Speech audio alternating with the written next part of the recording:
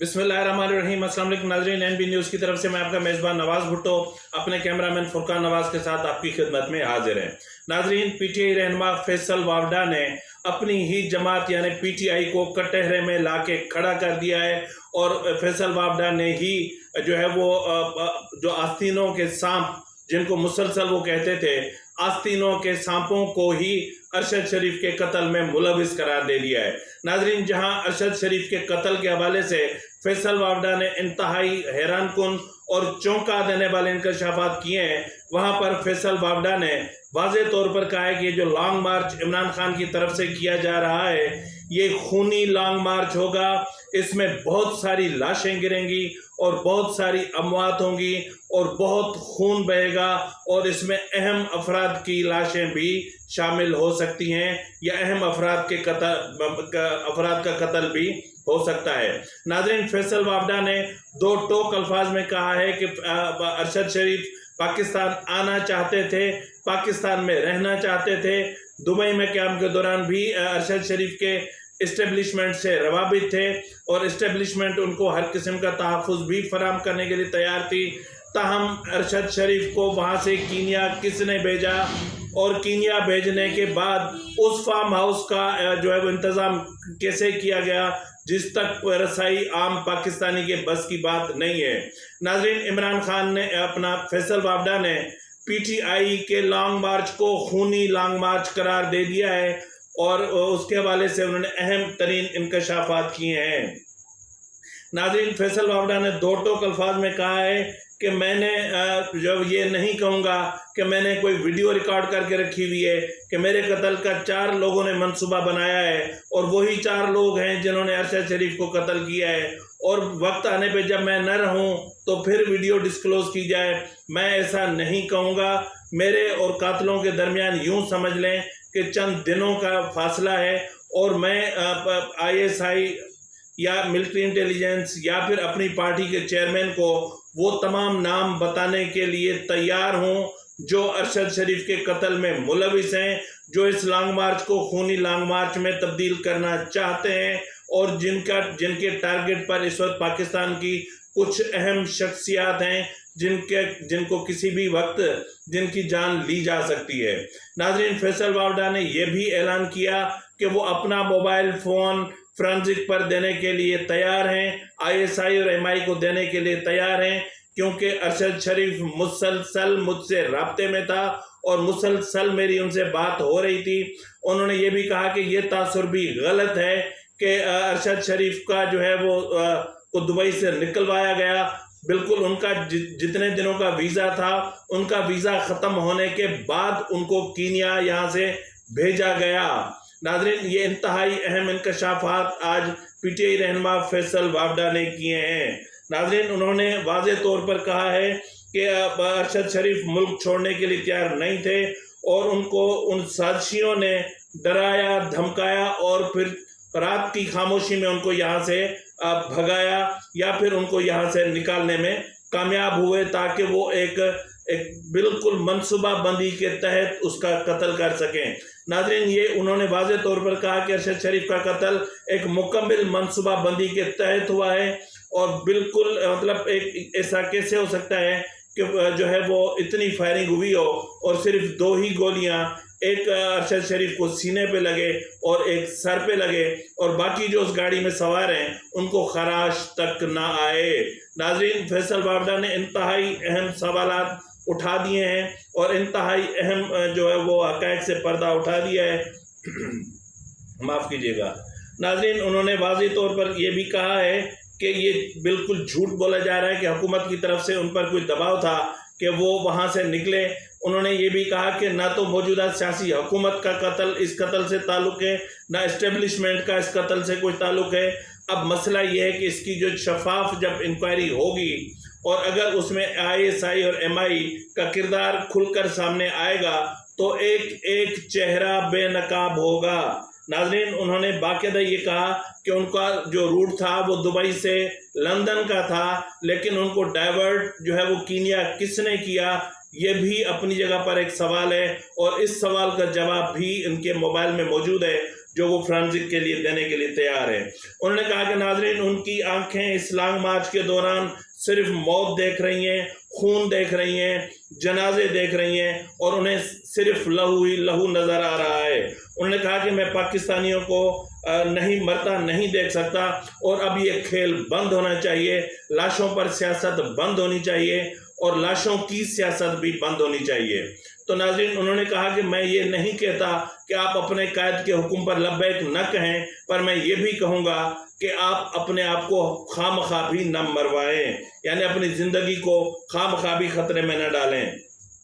नाज़रीन, उन्होंने कहा कि मैं जानता हूं कि मैं जो कुछ कहने आया हूं और जो कुछ मैं कह रहा हूं और जो कुछ मैं आने वाले 2-4 दिनों में कहने जा रहा हूं, क्योंकि आज जो कुछ मैं कहने आया हूं ये वार्निंग स्ट्रोक है। इसके बाद मैं फाइनल स्ट्रोक खेलूंगा और जब मैं फाइनल स्ट्रोक खेलूंगा तो पाकिस्तान में एक नया एक इनकलाब की सूरत-ए-हाल बर्पा हो जाएगी और एक भयानक सिचुएशन पैदा हो जाएगी और बहुत अहम लोगों के चेहरों से नकाब हट जाएंगे। लेकिन मैं ये भी जानता हूं कि मुझे गोली मारी जा सकती है, मेरी भी जान ली जा सकती है। अगर कोई ऐसा इरादा रखता है तो मैं उन्हें पहले ही कह देना चाहता हूं कि अगर मुझे मारोगे तो बचोगे तुम भी नहीं, और जो जितनी गोलियां मुझे मारे लगेंगी उससे कहीं ज़्यादा गोलियां शायद आपको लग सकती हैं। उन्होंने कहा कि मैं आने वाले दिनों में ये सब कुछ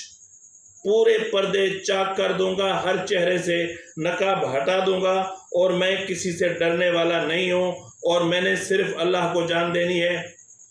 अरशद शरीफ मेरे लिए भाइयों की तरह थे, अरशद शरीफ मेरे भाई थे और भाइयों से बढ़कर थे और इस वक्त हम सब की जिम्मेदारी है, क्योंकि वो अपने घर के वाहिद कफील थे,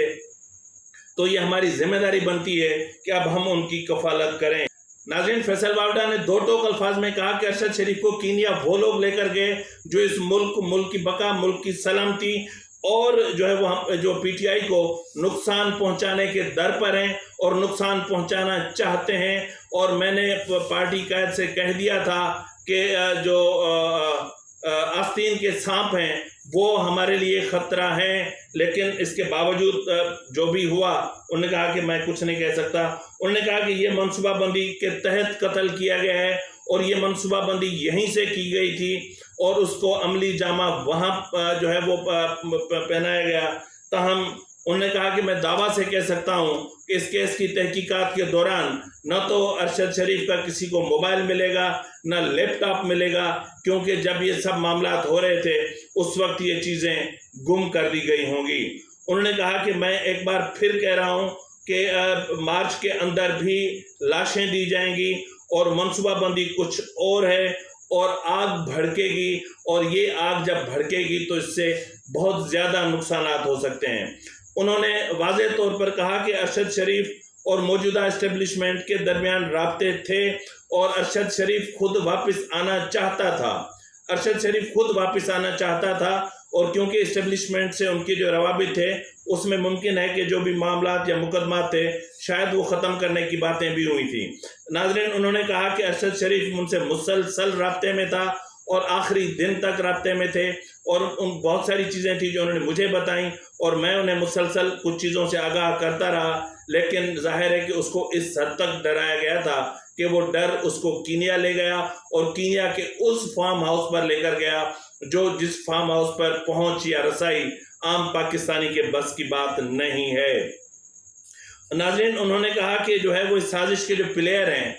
यानी अरशद शरीफ की कत्ल के जो साजिश के प्लेयर हैं वो पाकिस्तान में ही मौजूद हैं और वो प्लेयर्स पाकिस्तान में ही खेल खेलते हैं और पाकिस्तान से बाहर भी खेलते हैं और इंटरनेशनली भी खेलते हैं। मैं उन्हें वार्न करना चाहता हूं कि अगर मेरी तरफ आंख उठा के भी देखा तो फिर आप ये मत समझिएगा कि सिर्फ मेरी लाश घर पहुंचेगी या मेरा जनाजा घर पहुंचेगा। ये उन्होंने दो टोक अल्फाज में और उन्होंने वार्निंग दी। उन्होंने कहा कि जो साजिश का हिस्सा हैं वो मुझसे दूर नहीं है,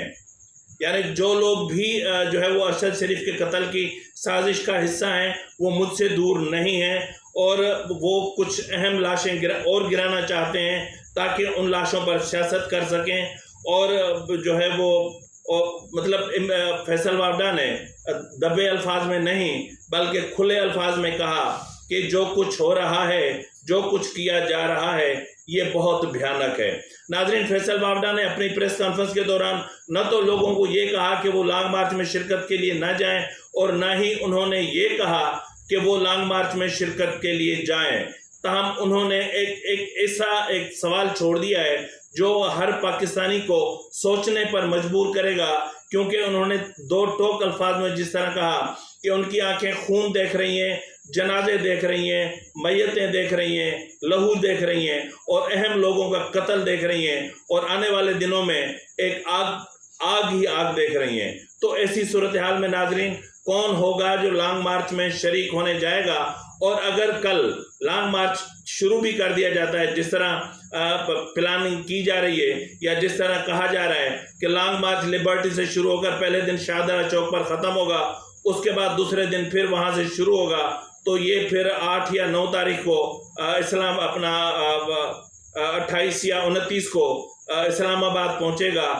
तो जाहिर है कि मुख्तलिफ थ्योरीज़ हैं, अभी कुछ कहा नहीं जा सकता, क्योंकि लॉन्ग मार्च के दौरान जाहिर है कि बीच में रास्तों में जो है वो लोग होते हैं, और रास्तों में एक जलसे होते हैं, रास्तों में वो लोगों का एक हुजूम होता है। तो जाहिर है कि वहाँ से गुजर कर GT रोड से इस्लामाबाद पहुँचना चंद घंटों की या 1 दिन की 2 दिन की बात नहीं है। तो बहरहाल नाजरीन, जो खदशा जाहिर किया जा रहा था कि इमरान खान का मार्च खूनी मार्च हो सकता है, तो उस चीज़ के ताने बाने अब खुलकर सामने आने लगे हैं। और नाजरीन, मैं आपको यहाँ पे ये भी बताता चलूँ कि हुकूमत की तरफ से ये भी इस बात पर भी गौर किया जा रहा है कि इस लॉन्ग मार्च को शुरू होने ही ना दिया जाए, और लॉन्ग मार्च को शुरू होने से रोकने के लिए ज़रूरी है या बेहतर है कि आर्टिकल 245 के तहत लाहौर को फ़ौज के हवाले कर दिया जाए, या आर्टिकल 245 के तहत फ़ौज को यानी फ़ौज जो लाहौर का जो इंतज़ाम है वो फ़ौज के सुपुर्द कर दिया जाए,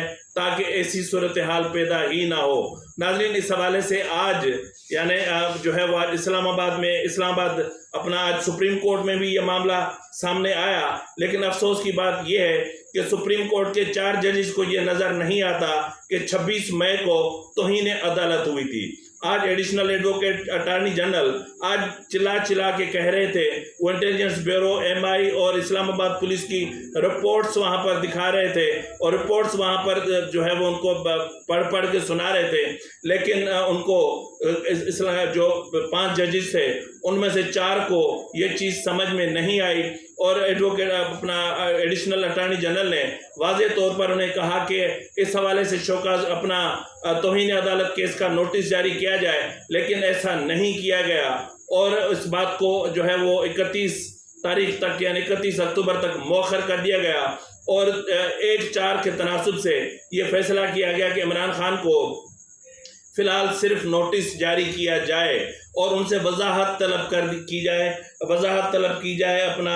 इमरान खान से और अपना फैसल आफरीदी से, इमरान खान से, और अपना जो इसके जो वकील हैं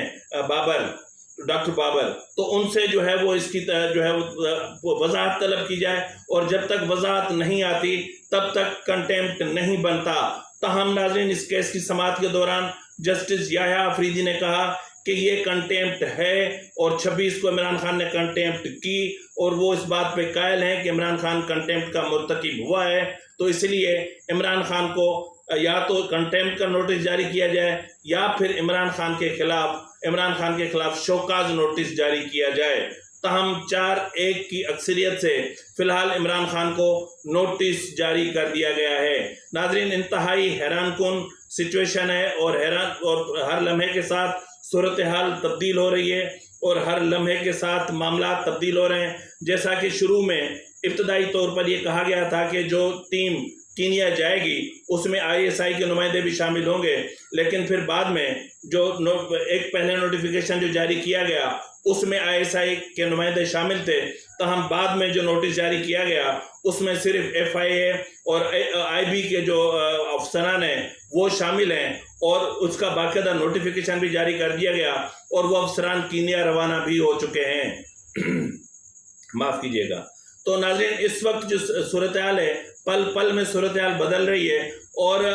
वज़ीर आज़म पाकिस्तान शहबाज शरीफ पाकिस्तान में ना होने के बावजूद एक एक चीज़ को वहाँ से मॉनिटर कर रहे हैं। और जो है वो इस हवाले से ज़ाहिर है कि GHQ का जो रद्दअमल है वो भी सामने है। और इस हवाले से जो सोशल मीडिया पे जो एक तूफान है बदतमीजी बरपा है, और जिस तरह मैंने कल भी कहा था कि हर कोई इन्वेस्टिगेटर बना हुआ है, तो उसको रोकने के लिए भी कानून साजी का सहारा लिया जा रहा है इन फॉर फ्यूचर, कि ऐसी चीज़ों को रोका जा सके। क्योंकि इस तरह के अफवाह होते हैं वो किसी भी बड़े सानिया या वाक़े की तफ्तीश में, तहकीक में जो रुकावट पैदा होते हैं। और जो भी फेक न्यूज़ चलाएगा उसके खिलाफ 7 साल कैद की सज़ा के हवाले से एक कानून साजी की जा रही है, और ये कानून साजी जल्द की जाएगी। इसी के साथ ही अपने मेज़बान नवाज़ भुट्टो को इजाज़त दीजिए। अल्लाह हाफिज़।